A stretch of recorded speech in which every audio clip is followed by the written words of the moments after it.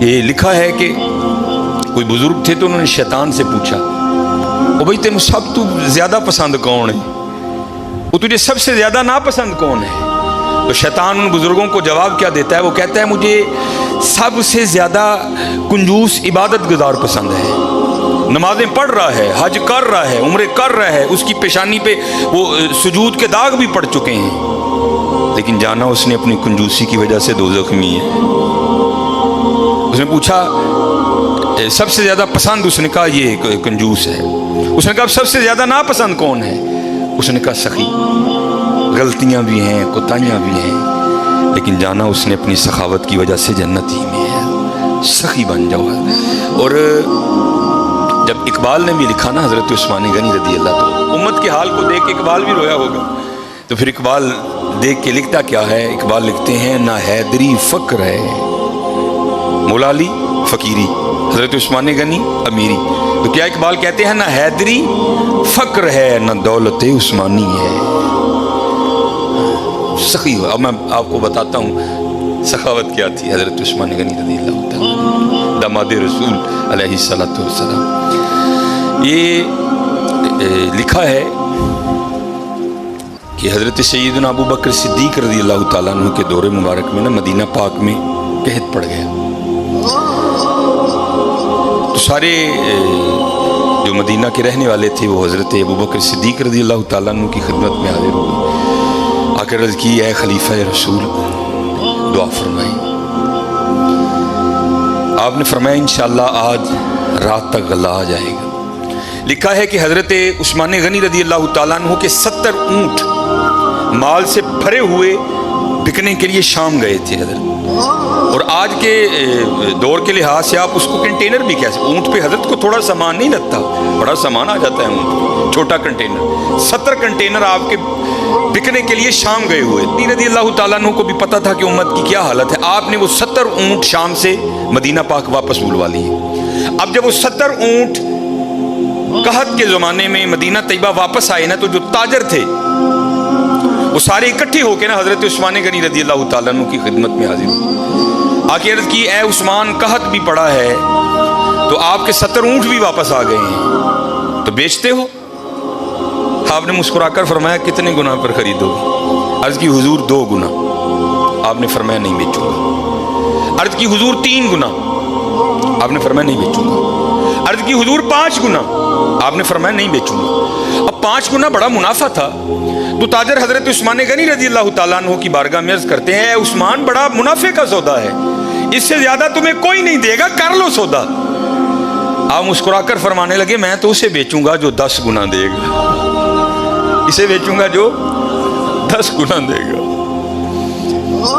وہ تاجر آگے سے کہتے ہیں عثمان 10 گنا کون دے گا؟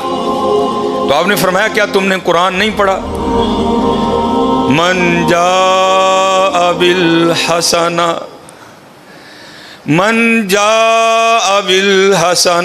فلہ عشر امثالہا۔ فرمایا اللہ کہتے ہیں او بندے تو 1 لے کے آ میں 10 دوں گا۔ آپ نے فرمایا میں نے اپنے اللہ سے سودا کر لیا ہے، میں نے اپنے اللہ سے سودا کر لیا۔ وہ کہتا ہے، اور حضرت یہ 10 گنا سب سے کم مقدار ہے، یہ نہیں کہ اللہ نے کہہ دیا 10 پہ اینڈ کر دوں گا، یہ 10 سب سے اینڈ مقدار ہے۔ فرمایا اگر خلوص زیادہ ہوگا تو 70 گنا دوں گا، اگر اس سے بھی زیادہ ہوگا تو بغیر حساب دوں گا۔ آپ نے فرمایا اگر کوئی ہے 10 گنا والا تو بات کرو، میں نے کہا نہیں۔ آپ نے فرمایا میں نے اپنے اللہ سے سودا کر لیا ہے۔ اور لکھا ہے کہ آپ نے مدینہ پاک میں صدا لگوائی، آپ نے فرمایا مال پڑا ہے، جس کو جو ضرورت ہے آئے اور اٹھا کر لے جائے۔ یہ تھے حضرت عثمان غنی رضی اللہ عنہ۔ رہتے کی حضرت جی گھر دے 12 جی نے میں منڈے دی منگنی کیتی ہے جی 2 لڈو دے کے دے ہو گئے جی بھائی ہوئی نہیں۔ سخی بنو حضرت، بد دعائیں نہ لو، دعائیں لو، لوگ سخی بنو۔ یہ لکھا ہے اللہ سانو معاف کر دے، بڑے کنجوس لوگ ہیں، بڑے ظالم حضرت، اللہ سانو معاف کر دے۔ جس کے پاس نہیں ہے جو اس کی تو سمجھ آئی یار، جس کے پاس ہے وہ کیوں اس طرح ہے۔ اور ایک بات تھی بڑی دیر وہ واٹس ایپ پہ گھومتی رہی، اور حقیقت ہے ہم لوگ اسی طرح کرتے ہیں۔ اس نے بڑی جھوتی ماری تھی کسی کو، اس نے کیا لکھا، اس نے کہا ایک امیر عورت کپڑے کی دکان پر بیٹھ کر نا دکاندار کو کہہ رہی تھی میرے منڈے دا ویاہ ہے تے جڑی سب نہ لو کوالٹی ہے نا ذرا منو وہ دکھا میں اپنی کام والی نو کپڑے دینے. اور دوسری طرف کیا لکھا تھا کہ ایک غریب کام والی دکان پر کیا کہہ رہی تھی وہ میں جنہاں دے گھر کام کرنی ہے انہاں دے منڈے دا ویاہ ہے ذرا منو مہنگا جہا سوٹ وکھا میں دینا ہے. نہ حیدری فقر ہے نہ دولت ہے عثمانی ہے اور کنجوس نہ بنی ہو حضرت کدی ظالم نہ بنی ہو سخی بنی ہو حضرت. اللہ کو سخی بڑا پسند ہے. یہ اگر کوئی اس کا حوالہ دیں تو میں نے یہ بات کسی کتاب سے نہیں پڑھی. میں ایک دفعہ ایک ختم پر گیا وہاں ایک بڑے بزرگ عالم دین تھے انہوں نے یہ بات بیان کی اس لیے مجھے حوالہ نہیں معلوم لیکن بات بڑی مشہور ہے. یہ مدینہ پاک کا نا بڑا مشہور یہودی قبیلہ تھا بنو قریظہ. انہوں نے ایک وعدہ خلافی کی اور پھر سزا یہ آئی اللہ کی طرف سے کہ حکم دیا ان سب کی گردنیں اڑا دو. بنو قریظہ یہودیوں کا قبیلہ تھا وہ سب کی گردنیں مار دی گئیں. نبی علیہ السلام موجود تھے سب کی گردنیں اتاری گئیں. تو میں نے پڑھا نہیں ایک عالم دین تھے اور ماشاءاللہ ان کا نام ہی ایک بہت بڑا حوالہ تھا. وہ کہتے ہیں صرف ایک یہودی رہ گئے آخری یہودی حضرت علی رضی اللہ تعالیٰ عنہ گردنیں اتار رہے تھے تو نبی علیہ السلام نے فرمایا علی سے چھوڑ دو جانے دو اسے. اب یہ نہیں کہ نعوذ باللہ من ذالک کیونکہ ان کی شان تو یہی سمینا و اطعنا کوئی اختلاف نہیں تھا. یہ تھا راز جاننے کے لیے. مولا علی رضی اللہ تعالیٰ عنہ نے نبی علیہ السلام کی بارگاہ میں عرض کی اللہ کے رسول یہ بھی تو یہودی ہے جو قصور انہوں نے کیا تھا اس نے بھی تو کیا ہے. اے اللہ کے رسول آپ پر ماں باپ فدا ہوں ان کی اتار دی اس کو کیوں چھوڑ دیا. تو نبی علیہ السلام نے فرمایا اے علی رضی اللہ تعالیٰ عنہ ابھی جبرائیل امین علیہ السلام خدا کا سلام اور پیغام لے کر آئے تھے اور سلام کے بعد پیغام یہ آیا ہے محبوب اسے معاف کر دو یہ سخی ہے یہ غریبوں کو کھانا کھلاتا ہے. یہودی حضرت محبوب یہ سخی ہے یہ غریبوں کو کھانا کھلاتا. اور حضرت ایک نہیں قرآن پاک میں بار بار مذمت آئی تو غریب کو کھانا ہی نہیں کھلاتا. چلو میں دور نہیں لے کے جاؤں گا وہ پارا جو آپ سارے کھول سکتے ہو جو تقریباً 8ویں اور 9ویں اور 10ویں کے نصاب میں بھی شامل رہی اور تقریباً اس وقت تقریباً وہی سارے چہرے بیٹھے ہیں جنہوں نے یہ نصاب پڑھ رکھا ہے. ارائیت الذی سورہ ماؤن ارائیت الذی یکذب بالدین فذلک الذی یدعو الیتیم وہ یتیم نو تکے دیندا ہے فلا یحض علی طعام المسکین مسکین نو کھانا نہیں کھواندا.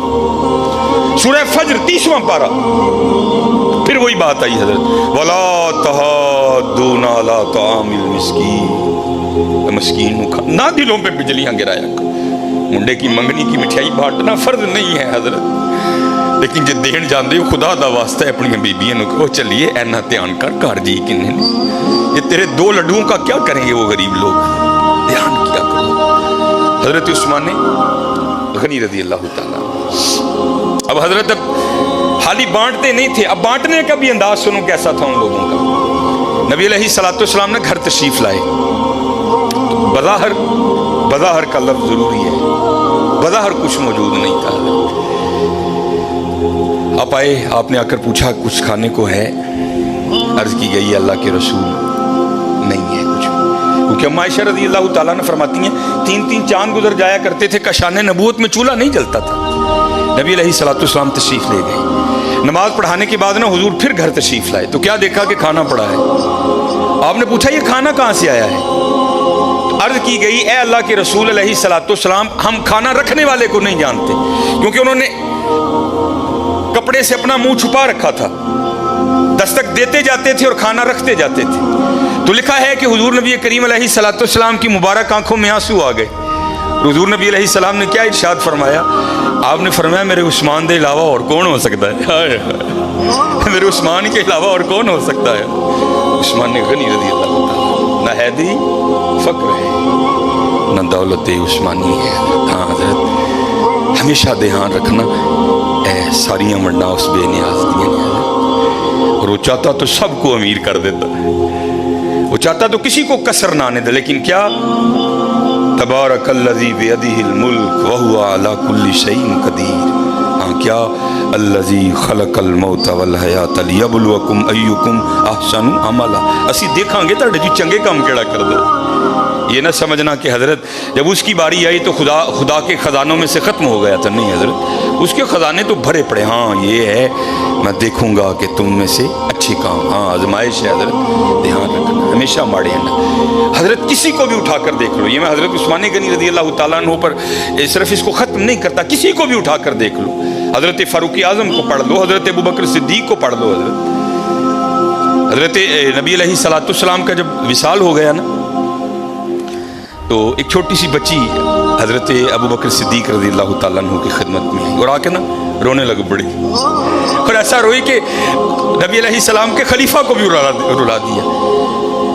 جب تھوڑی اس کی طبیعت سنبھلی نا تو خلیفہ رسول علیہ الصلوۃ والسلام نے پوچھا رون کیوں رہی ہیں؟ تو کہتی ہے نبی علیہ الصلوۃ والسلام نے پردہ کر لیا، وصال ہو گیا حضور کا۔ تو آپ نے فرمایا تجھے کیا بتاؤں کہ ابو بکر کے دل پہ کیا گزر رہی ہے؟ تو آپ نے فرمایا رو کیوں رہی ہے؟ تو کہتی ہے گھر میں صرف میری دادی ہے جو نابینا ہے، امی انتقال کر گئی، والد صاحب ایک غزوے میں شہید ہو گئے، اب میں ہوں اور میری اندھی دادی ہے، ایک ہماری بکری ہے اسی کے دودھ سے ہمارا گزر بسر ہوتا ہے۔ تو آپ نے فرمایا بکری مر گئی؟ وہ کہتی نہیں ہے، دودھ دینا چھوڑ دیا؟ نہیں دے رہی ہے۔ تو آپ نے فرمایا رو کیوں رہی ہے؟ وہ کہتی ہے دادی اندھی ہے، وہ تو دودھ نکال نہیں سکتی، میں چھوٹی ہوں مجھے نکالنا آتا نہیں۔ جب نبی علیہ الصلوۃ والسلام حیات تھے تو آپ روز آیا کرتے تھے اور ہمیں دودھ نکال کے دیا کرتے تھے، اور رو اس لیے رہی ہوں کہ حضور کا تو انتقال ہو گیا، دودھ کون نکالے گا؟ حضرت کو چھوٹا سا ناظم نہیں کسی علاقے کا، کوئی چھوٹا سا ایم اے نہیں ہے، ایم پی اے نہیں ہے، خلیفہ رسول ہیں حضرت، امیر المومنین ہیں، مسلمانوں کے دلوں کی دھڑکن ہے حضرت ابوبکر صدیق رضی اللہ تعالیٰ عنہ، کوئی عام شخصیت نہیں۔ حضرت ابوبکر صدیق رضی اللہ تعالیٰ عنہ نے حضرت علی کو مبارک دیا، آپ نے فرمایا علی مبارک ہو۔ مولا علی مشکل کشا رضی اللہ تعالیٰ عنہ نے پوچھا ابوبکر کاہے کی مبارک؟ آپ نے فرمایا میں نے نبی علیہ الصلوۃ والسلام کو کہتے ہوئے سنا کہ کل اللہ جل شانہ جنت کے پروانے علی کو عطا کرے گا، علی جس کو چاہے آگے دے۔ تو حضرت علی رضی اللہ تعالیٰ نے فرمایا ابوبکر آپ کو بھی مبارک ہو۔ حضرت ابوبکر نے پوچھا علی مجھے مبارک کس چیز کی دے رہے ہو؟ تو آپ فرماتے ہیں میں نے حضور نبی علیہ الصلوۃ والسلام کو کہتے ہوئے سنا تھا اے علی دینا اس کو جس کے دل میں ابوبکر کی محبت ہوگی۔ چھوٹا نام نہیں ہے ابوبکر، حضرت کو محلے کا چھوٹا سا ناظم نہیں ہے، خلیفہ رسول ہیں حضرت، خلیفہ رسول۔ آپ رو کر فرمانے لگے ابوبکر مر نہیں گیا، جب تک ابوبکر رہے گا آج کے بعد تیری بکریوں کا دودھ آ کر ابوبکر نکالا کرے گا۔